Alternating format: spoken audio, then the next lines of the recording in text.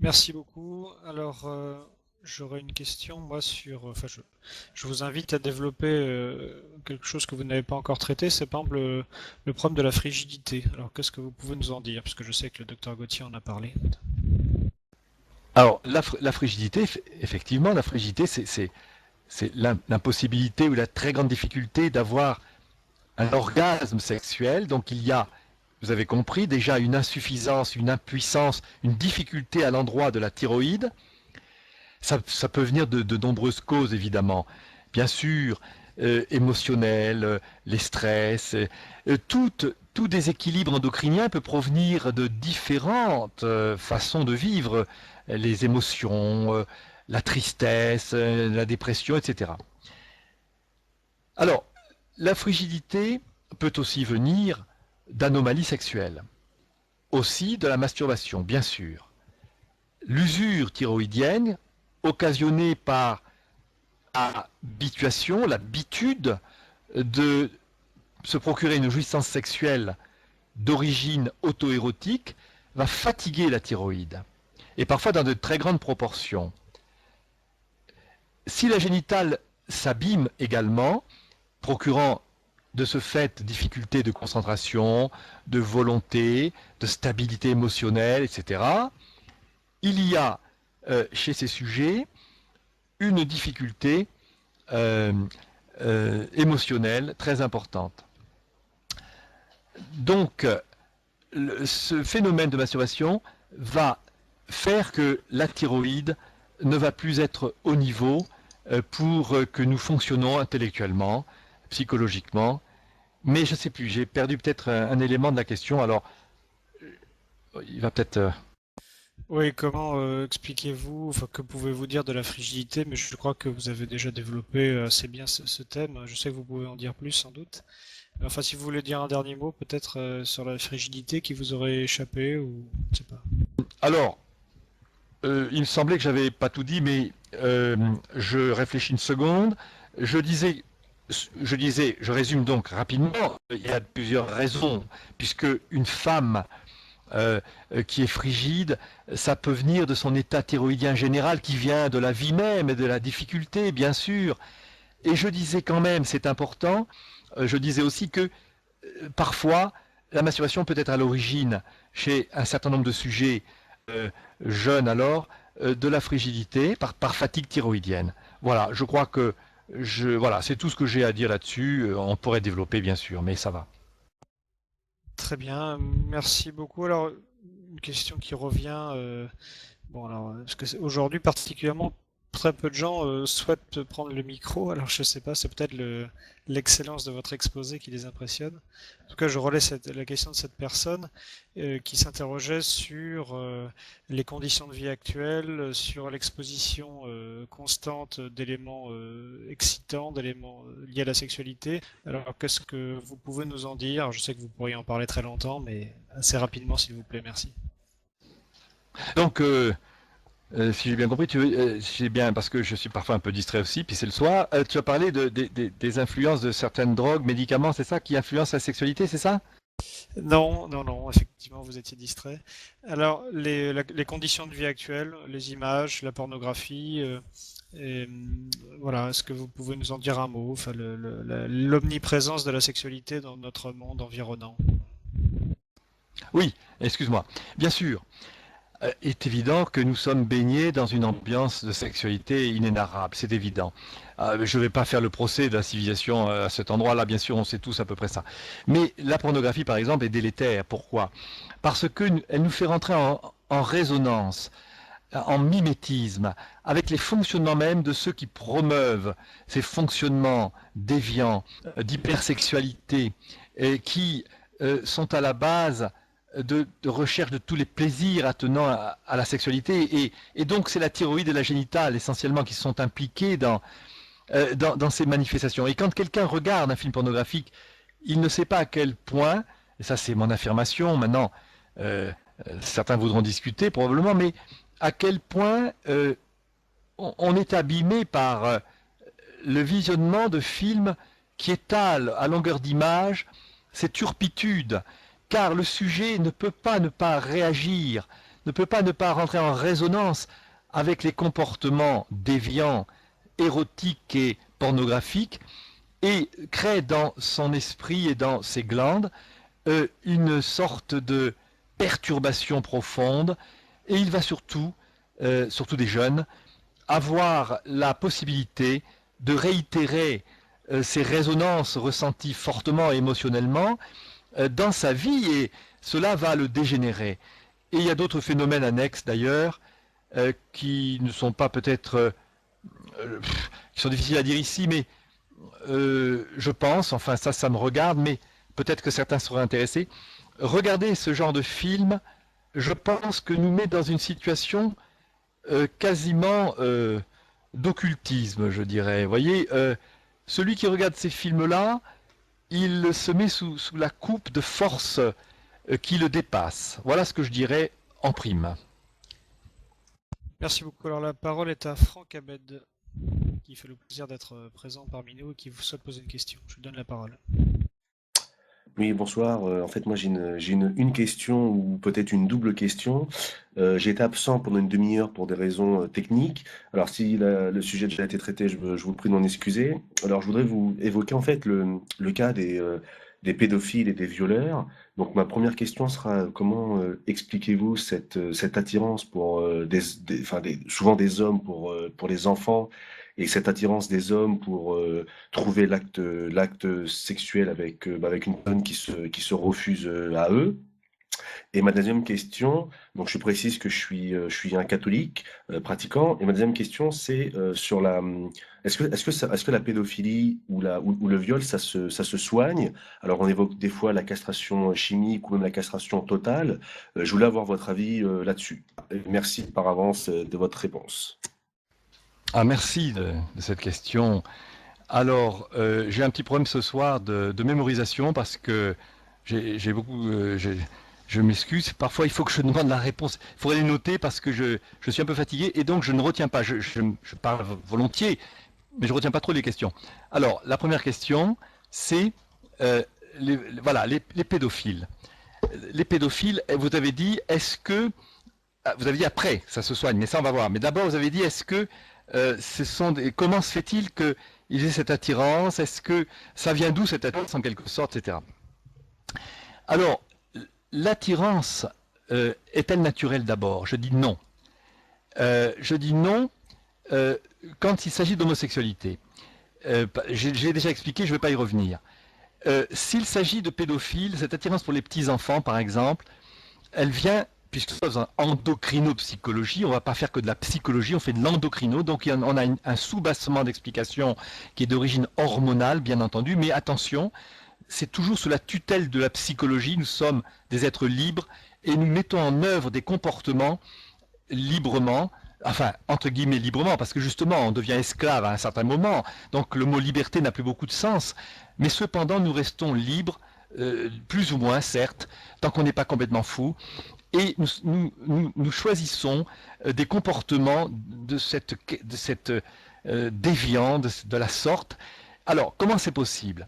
D'abord parce que un premier comportement a eu lieu par nos adaptations d'enfance, par nos imaginations, par nos sensibilités plus ou moins dévoyées, et nous avons un premier acte un jour, une sorte de chute vertigineuse vers un mal absolu, et qui a fait que. Alors, le problème de ces comportements, c'est qu'ils s'enregistrent. Nous avons donc des comportements adaptatifs. L'adaptation n'est pas fort bonne en l'occurrence, mais ces comportements s'enregistrent en mémoire. Et ça peut devenir une habitude. Donc, cette attirance, elle a été une fois produite parce que on est tenté par des comportements, on a exercé des choses qui n'étaient pas conformes au bien moral, par exemple. On a violé des enfants, on a fait des attouchements, et autre chose. Alors, ces comportements, le problème, c'est qu'ils ont été enregistrés et on a tendance à refaire un premier comportement car il y a eu quelque chose, un plaisir quelconque, il y a eu quelque chose, une attirance et on a envie de recommencer. Et à ce moment-là, les comportements deviennent chroniques et on devient pédophile lorsque justement, ayant goûté à ces choses tout à fait défendues, on y revient en devenant des accoutumés, donc on est addictif. Alors, c'est toujours pareil, ceux qui font ça finissent par atrophier leur glande de la volonté, et donc leur altruisme, le respect des autres. Tout cela devient lettre morte pour leur propre plaisir.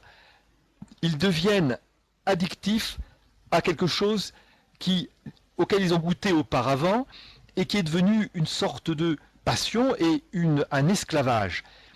C'est ça le problème, c'est que ils sont devenus esclaves par atrophie de leur volonté, qui est la génitale, qui s'atrophie progressivement. N'oubliez pas que la volonté, c'est une faculté de liberté, mais si on néglige par nos actes délétères de développer notre volonté, par définition on ne développe pas notre volonté, si on fait des actes contraires au bien, à ce moment-là, nous allons nous atrophier, nous allons ne pas considérer l'autre comme étant un autre à respecter, mais il va être un simple objet de plaisir, et c'est la négation de l'autre. Or, la négation de l'autre, c'est l'atrophie de la génitale, et Gautier disait, ainsi que tous les psychiatres de la première moitié du XXe siècle, tous les malades mentaux, je ne parle pas de ces gens, ils ne sont pas malades mentaux, mais ils ont quelque chose de commun avec les malades mentaux. C'est un mal moral total, mais quelque chose de commun quand même. C'est cette atrophie du sens moral, du sens de l'autre, pour leur propre plaisir, dans un égoïsme forcené. Et je disais que tous les psychiatres étaient d'accord pour dire qu'un malade mental se caractérise par 4 qualités négatives qu'ils ont tous sans exception. C'est l'absence de volonté, l'absence de sens moral et d'altruisme, incapable d'avoir un amour quelconque, un respect pour l'autre, l'autre devient un objet, et l'absence, comme disait le docteur Gautier, de possibilité de faculté supérieure, la possibilité de concentration ou de synthèse ou d'analyse. Voilà. Mais surtout, l'absence d'altruisme. La génitale est une glande qui nous porte à aimer l'autre. Elle nous porte à être généreux. Elle nous porte à vouloir le bien de l'autre. C'est ça l'amour en fait. Or, nous sommes des êtres libres et les glandes nous comment dirais-je, permettent ces opérations de notre psychologie. Nous sommes des êtres libres, mais nous passons par notre côté corporel. Les glandes sont les instruments de nos opérations. Alors, voilà pourquoi les pédophiles sont dans leur triste comportement. Les soigner, c'est très difficile parce qu'il faudrait, pour les soigner, on ne peut pas soigner cela puisque ce n'est pas une maladie, c'est un comportement déviant, enregistré, et où il y a une sorte d'atrophie complète du sens de l'autre. Il faudrait une sorte de, je ne sais pas comment dire, mais c'est un traitement moral qu'il faudrait, un traitement pas physique à mon avis. Alors, la castration, est-ce que c'est valide? Vous n'étiez peut-être pas là, vous avez dit, la castration n'est pas intéressante. Je disais tout à l'heure, je le répète si vous voulez, que quand on castrait les violeurs autrefois, ça se faisait surtout dans les pays scandinaves, ils étaient repris systématiquement pour viol. Preuve en est que ce n'est pas dans la glande génitale reproductrice que nous avons nos désirs sexuels, mais dans bien autre chose, dans la thyroïde en particulier, et dans nos autres glandes, qui sont les vecteurs principaux de nos comportements sexuels et autres, thyroïde surrénale surtout. Donc, quant au traitement chimique, je l'ai dit aussi, le traitement chimique, s'il enlève la libido, s'il va apporter quelque chose, ce n'est pas en agissant spécifiquement, je le prétends, sur la glande reproductrice, qui n'a rien à voir avec le désir sexuel, mais sur la thyroïde, qui est la glande de la réactivité par excellence. Je disais même tout à l'heure qu'un verre d'eau calme quelqu'un qui est énervé, quelqu'un qui se met en colère. S'il va prendre 2 grands verres d'eau d'un seul coup, il va ressentir en lui-même un calme certain. La thyroïde réagit à tout. Et si donc nous avons un traitement chimique par castration chimique par exemple, eh bien il peut y avoir un résultat. Mais que vaut-il? En tout cas, ce que je veux dire, c'est qu'il ne sert à rien d'enlever les manifestations sexuelles de la glande reproductrice, puisque Dans celle-ci, il n'y a pas le désir sexuel. Il est dans la thyroïde. Merci beaucoup. Alors, vous venez de prononcer le mot amour. Je crois que c'est la première fois de cette conférence. Alors, est-ce que vous pouvez définir l'amour en termes thyroïdiens, s'il vous plaît? Merci. Alors, très bien. Alors, complexe et vaste, vous avez compris, hein. L'amour. J'aime mon père, j'aime les bonbons, j'aime la cigarette, etc. Alors, ce mot, évidemment, est très très galvaudé. L'amour ne peut pas exister s'il n'y a pas notre vitalité d'abord. Quelqu'un qui est très triste et déprimé est incapable d'aimer, n'est-ce pas? Il ne peut pas, il n'a plus de manifestation vitale. En revanche, si quelqu'un est dans sa norme fonctionnelle, il va être capable d'aimer. Mais c'est quoi aimer? Pour résumer, aimer, il y a deux façons d'aimer. Il y a l'amour sensible, l'amour des bonbons, l'amour de notre plaisir. L'amour, alors est-ce que c'est de l'amour? Non, justement. Mais enfin, c'est une façon d'exprimer une sensibilité égoïste. La sensibilité peut être égoïste ou altruiste. Si j'aime quelqu'un, j'ai plaisir quand même à lui faire plaisir, j'ai plaisir à lui rendre service, ça confine à l'amour. Ce n'est pas la même glande qui est porteuse de ce sentiment. La première, c'est la thyroïde, elle est plutôt une glande d'égoïsme et de sensibilité personnelle. La seconde, le second sentiment, c'est la génitale interstitielle qui nous porte à aimer l'autre pour lui-même. La thyroïde est impliquée aussi dans l'amour qu'on a pour l'autre, évidemment, puisque c'est la vitalité même qui nous porte à l'amour. Donc, vitalité, c'est la thyroïde, mais sous le contrôle de cette fameuse glande génitale interstitielle si extraordinaire, si inconnue aussi, puisqu'on a dit pendant tellement de décennies qu'elle était la glande de la sexualité. Hein, j'en ai parlé au début. Elle n'est pas la glande de la sexualité. La glande génitale est la glande du contrôle de nous-mêmes, de la volonté et de l'altruisme. Donc voilà, l'amour en deux mots, c'est la possibilité que j'ai d'aimer l'autre pour lui-même, en dehors et indépendamment presque de moi-même.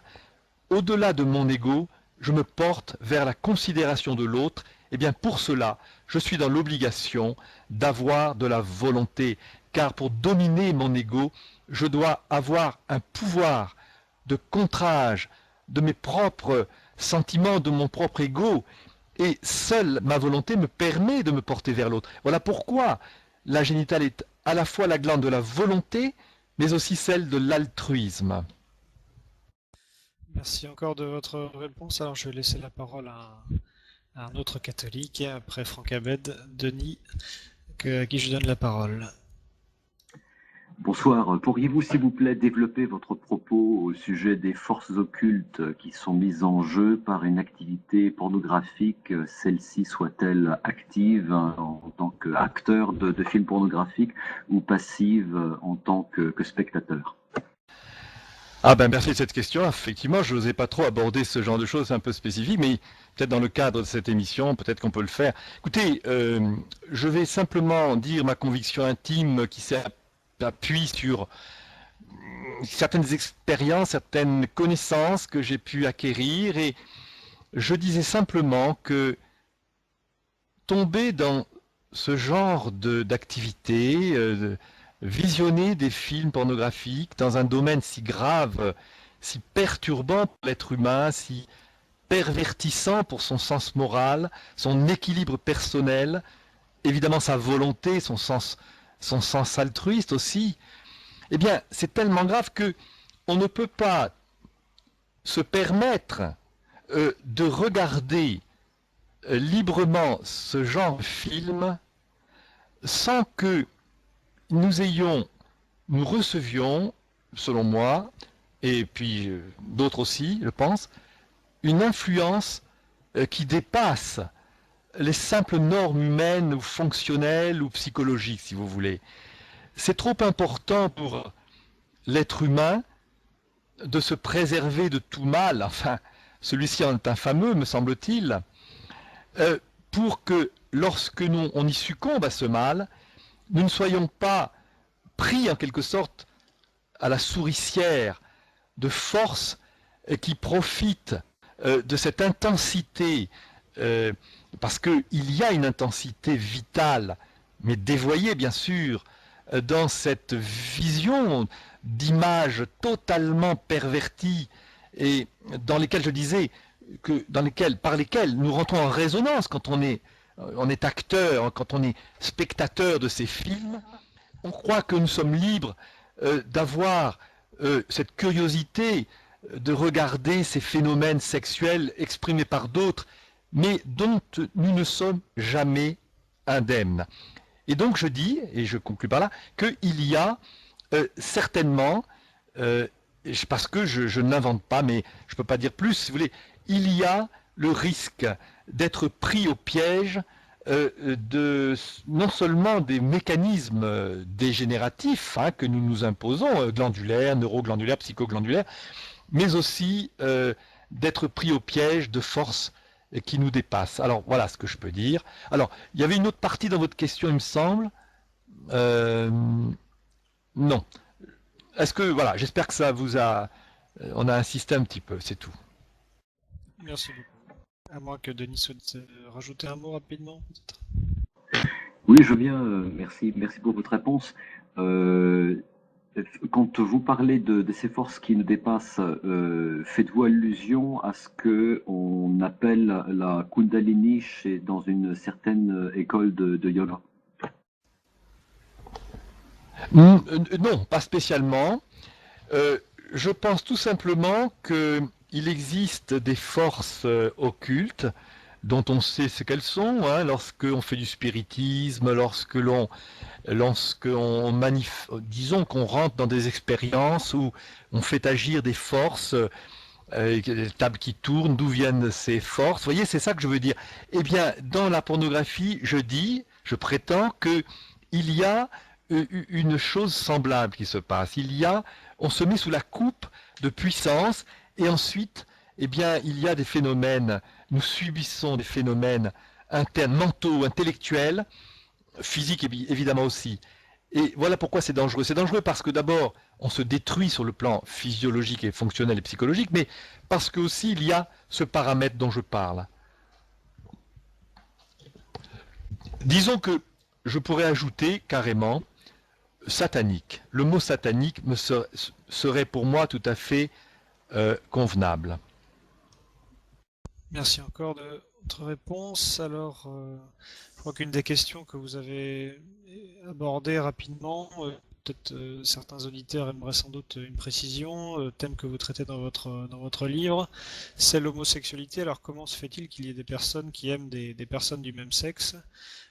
S'agit-il d'un gène, puisque certaines personnes parlent de gène de l'homosexualité? Quel est votre point de vue là-dessus?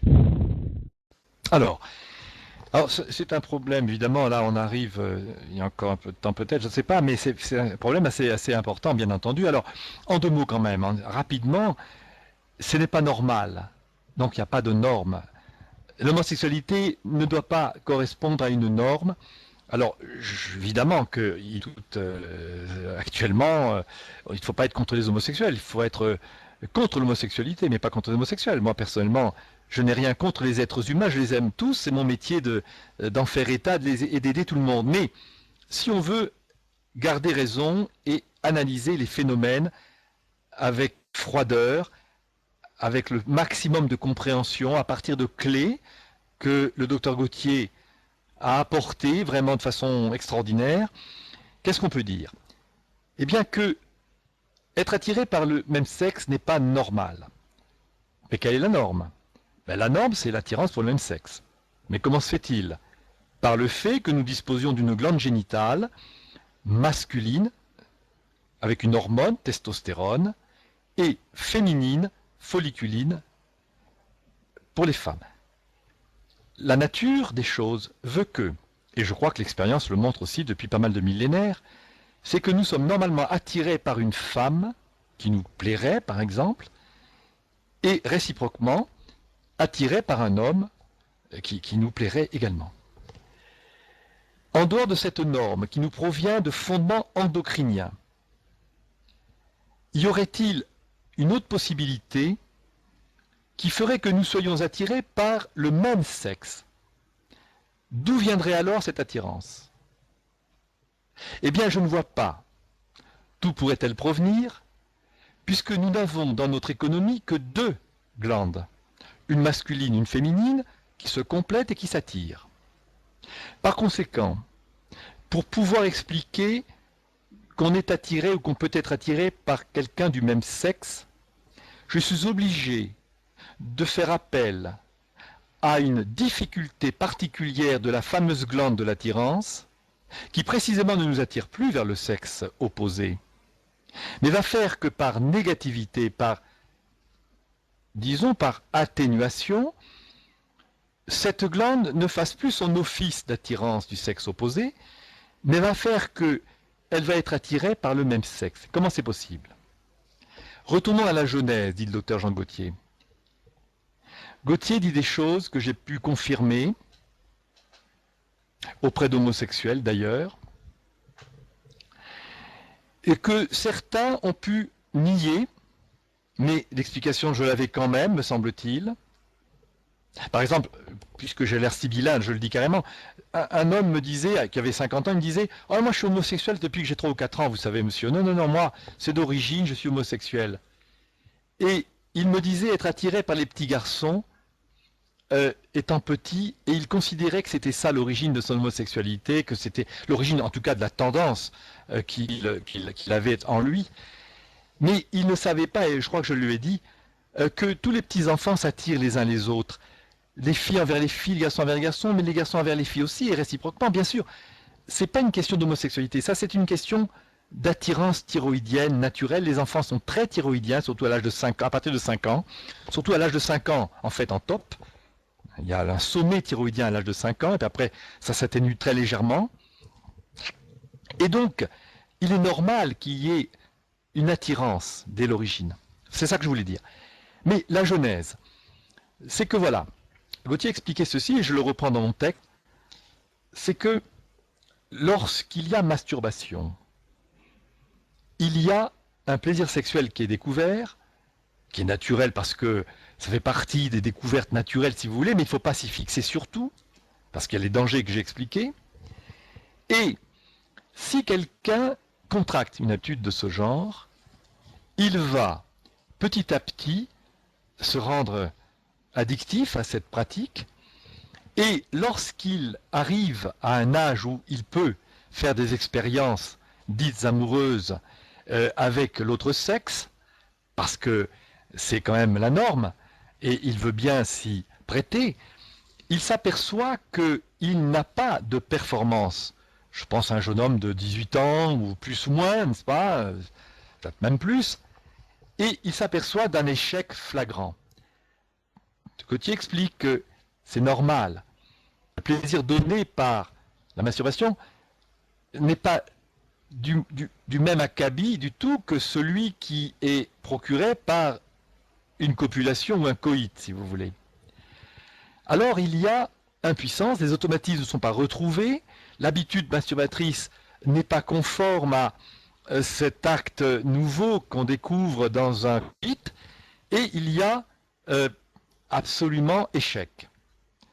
C'est l'explication que donne le docteur Gauthier, et ça me paraît tout à fait cohérent. Il va essayer de recommencer. Re-échec.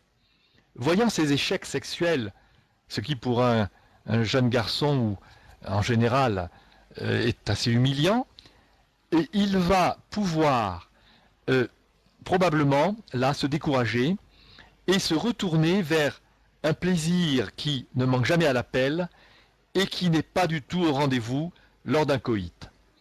Alors, comme il est naturel de partager le plaisir sexuel, sauf évidemment chez le masturbateur, bon, il en souffre sans doute, mais enfin, dans le cas de l'expérience ratée, là, il y a quelqu'un, un sujet qui va vouloir essayer un partenaire, mais un partenaire qui n'est plus alors le sexe opposé, mais qui va être un compagnon de plaisir dans une relation dite amoureuse, enfin, avec un même sexe, avec au moins un plaisir sexuel qui sera certainement assouvi sans aucun problème. Et là, il y aura une attitude, une naissance d'une tendance homosexuelle. Alors, Gauthier dit, bon, on peut considérer que le stimulus en psychologie, on appelle stimulus conditionnel, le stimulus inconditionnel. Le stimulus inconditionnel, c'est le plaisir sexuel.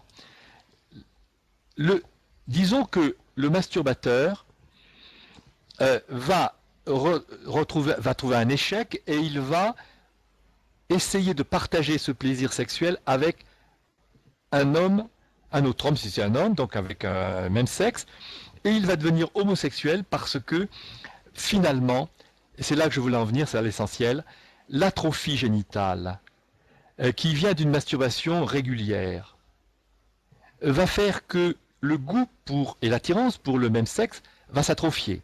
Je parlais tout à l'heure, si vous vous souvenez, de gynécophobie si c'est un homme. On n'est plus attiré par une femme, on commence, en raison de cette atrophie génitale, la génitale nous fait être attirés par le sexe opposé, donc il y a là tous les ingrédients pour rester fixé sur une activité sexuelle et voire amoureuse, parce qu'après il y a toutes les conséquences d'une activité amoureuse avec le même sexe, et avec deux femmes ou deux hommes, et voilà la genèse. La genèse, finalement, dit Gauthier, c'est un stimulus inconditionnel, c'est-à-dire le plaisir sexuel, c'est un stimulus naturel, je vais dire, et qui aboutit à une activité conditionnelle, c'est-à-dire qu'une activité qui n'est pas naturelle, elle est acquise par une sorte de déviation, elle est acquise par un plaisir qui n'a pas pu s'assouvir normalement et qui va trouver son assouvissement dans la déviance. Et oui, c'est une déviance quand même par rapport à la nature. La nature, c'est clair. La génitale endocrine nous fait être attirés par le sexe opposé et réciproquement. Et l'anomalie, c'est l'attirance pour le même sexe. Eh bien, je regrette, ce n'est pas un gène. Parce que si c'était un gène, on ne serait pas libre, on serait déterminé par nos gènes. Or, comment peut-on être déterminé par quelque chose qui est aléatoire? On n'est pas obligé d'être homosexuel. On le devient. On ne n'est pas homosexuel. On le devient. C'est du moins la thèse que je défends, et elle est fondée sur nos fonctionnements endocrino-psychologiques. Voilà ce qu'on peut dire. Merci beaucoup de cette réponse très complète. Alors, il y a une dernière question que j'aimerais vous poser pour que l'exposé soit complet, du moins selon moi. Avant de vous laisser un mot de conclusion, donc je vous poserai la question de l'évolution glandulaire et donc de l'évolution glandulaire chez la femme et le fait qu'elle devienne elle aussi interstitielle au fur et à mesure du temps, et les influences de deux choses, donc je sais que vous parlez bien volontiers, c'est la pilule d'un côté comme moyen contraceptif et le fait d'avoir des enfants de l'autre. Merci. Alors, la femme tend vers, comme l'homme d'ailleurs, vers un développement de son interstitiel génital. Et là, évidemment, il faut contrer cette affirmation qui consiste à dire qu'une femme à la ménopause n'est plus une femme. C'est-à-dire qu'on dit que ses hormones s'arrêtent, qu'il faut lui donner des hormones. En fait, elles ne s'arrêtent pas du tout. C'est une apparence. On a constaté que le passage de la glande reproductrice s'arrête à 50 ans à la glande interstitielle, car l'interstitiel va prendre le relais chez une femme, pour que la femme reste une femme avec sa glande génitale fonctionnelle. Mais ce passage, il se trouve que chez de nombreuses femmes, il se fait avec difficulté. Il y a là, disons, une baisse fonctionnelle de la génitale. On constate que les hormones se mettent à baisser assez fortement, généralement chez des femmes qui ont eu des difficultés vitales, des problèmes économiques, des difficultés de stress et autres. Et donc, la ménopause se passe avec une certaine difficulté, avec cette baisse génitale. Et les médecins, voyant cette relative constance, ont émis l'idée qu'une femme arrêtait sa glande génitale à la ménopause. Mais c'est incroyable, car la connaissance de l'endocrinopsychologie montre que une femme continue à émettre ses hormones, bien entendu, mais avec cette différence entre les sujets, je vous dis, ceux qui sont en difficulté, ont une ménopause plus laborieuse, et les autres, tout se passe assez bien, avec presque pas de bouffée de chaleur, etc. Donc une femme va bien vers sa génitale interstitielle, comme finalité, comme pour le sens moral, pour être une bonne grand-mère, pour pouvoir s'adonner à des œuvres éventuellement altruistes, après, etc. Quant à la pilule est très dommageable pour l'interstitiel des femmes. Je me demande dans quelle mesure, et je me suis interrogé depuis longtemps, depuis qu'on prend la pilule, si de nombreuses femmes ne seraient pas en difficulté adaptative et émotionnelle à cause de la pilule. Bien sûr, il n'y a pas que ça, parce que les hommes n'échappent pas, et ils ne prennent pas la pilule, à ces difficultés aussi. Il y a beaucoup de paramètres. Mais la fragilité, difficulté émotionnelle, difficulté de tous ordres, d'ailleurs, d'un certain nombre de femmes, pourrait venir de cette pilule qui, voulant bloquer la fonction ovarienne pour bloquer l'éjection de l'ovule, abîme la génitale, et la génitale interstitielle est tellement proche, puisque la follicule est sécrétée par les cellules internes de la thèque de l'ovaire, du follicule de l'ovaire. C'est quelque chose, évidemment, tellement proche de l'ovule, que quand on prend un bloqueur de l'ovule, nous avons immanquablement une action sur l'ensemble de l'ovaire. Et comme la génitale est très très importante pour l'équilibre de la femme, eh bien nous avons des difficultés adaptatives qui pourraient provenir de la pilule. Donc la pilule, je ne la recommande jamais.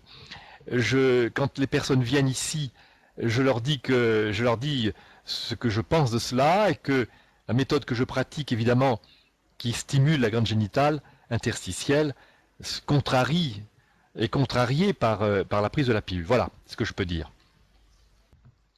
Si je peux me permettre, juste, je ne peux m'empêcher de relayer la question de Tokaz, qui demande si les maisons closes ne permettaient pas un contrôle civil de toutes ces déviances.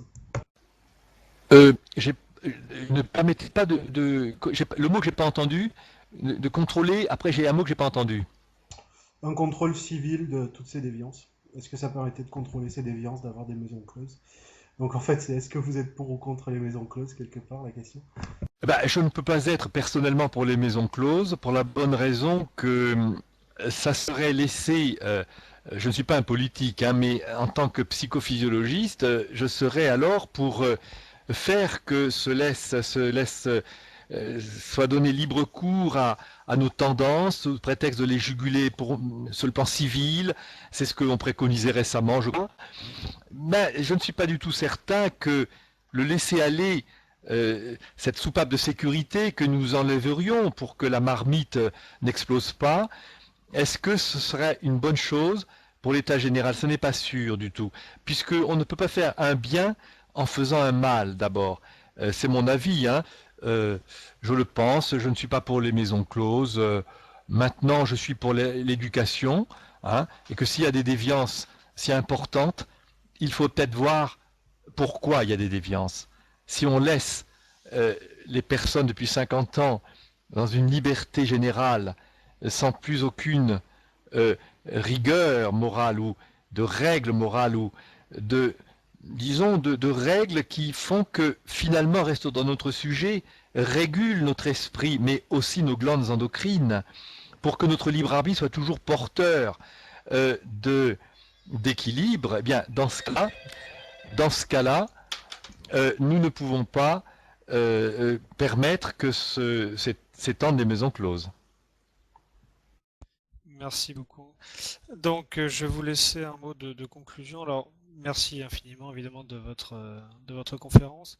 Peut-être pouvez-vous, pour terminer, notamment décrire un peu votre activité de thérapie, puisque vous avez parlé du schéma, de la théorie aujourd'hui.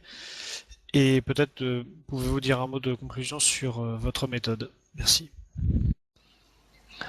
Alors, écoutez, en tant que psychologue, mais en tant que surtout développeur de cette discipline que j'ai appelée il y a bien longtemps maintenant endocrinopsychologie, j'ai repris la méthode du docteur Jean Gauthier qu'il exerçait avant la guerre, qui consiste en l'application d'un générateur de champs hertziens qui ont un pouvoir très remarquable sur l'équilibrage endocrinien. Ça, c'est extraordinaire. L'auteur Gautier a montré tout cela autrefois, avant la guerre. Il m'a laissé des textes. J'ai repris ça il y a 27 ans maintenant. Et nous arrivons à développer un équilibre endocrinien, malheureusement sur des gens parfois qui sont bien démolis par la vie et les médications chimiques, mais on arrive à bien des choses positives. Alors en 2 mots quand même, ce qui est intéressant, cet équilibre, si vous avez bien compris, cet équilibrage glandulaire se fait selon le mécanisme de la puberté.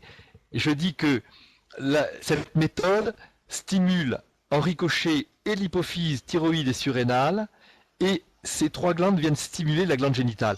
Et c'est pour ça que la glande génitale est la glande qui se développe, qui se stimule spécifiquement par l'intermédiaire de cette machine et cette méthode.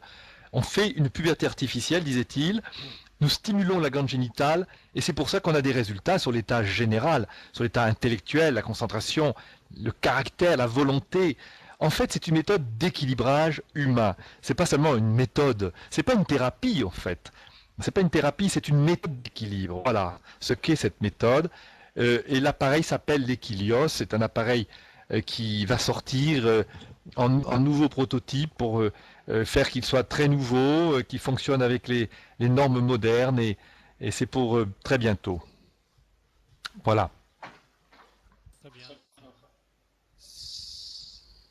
Voilà. Donc, comme je disais, si vous avez encore un mot de conclusion pour cette conférence, et je vous laisse la parole pour ce mot de conclusion. Merci. Comme conclusion, merci de ton aide et de toute ta prestation aussi. On pourrait conclure en disant que nous avons formé un institut qui a pour nom, je crois que les gens le savent maintenant, l'Institut Gautier du Chazot, parce que mon nom a été proposé normalement en accolant celui de Gautier, puisque c'est quand même nos 2 noms, le maître et le disciple, si vous voulez. Et cet institut, sous forme d'association, a pour but de faire connaître, de développer l'endocrinopsychologie, en développant d'abord les centres d'équilibre, alors pas de soins, parce qu'il vaut mieux dire équilibre, et puis en faisant des conférences et en pouvant après, un peu plus tard, faire des colloques avec des intervenants de marque si c'est possible. Enfin, c'est un bon moyen, me semble-t-il, pour développer l'endocrinopsychologie. Voilà, cet site internet endocrino-psychologie.org. Voilà. Voilà, merci, et peut-être à une autre fois. Voilà, cette conférence du dimanche 23 octobre qui s'intitulait donc La sexualité c'est inconnu, tenue par Jean Duchazot, est terminée. Nous le remercions encore une fois chaleureusement, et nous remercions également les auditeurs qui ont été attentifs et qui ont posé des questions intéressantes. Donc on vous donne rendez-vous la semaine prochaine où Julien Teil interviendra sur la Libye. Et il y aura également un intervenant anglophone voilà, qui participera. Merci encore à tous et à très bientôt. Au revoir.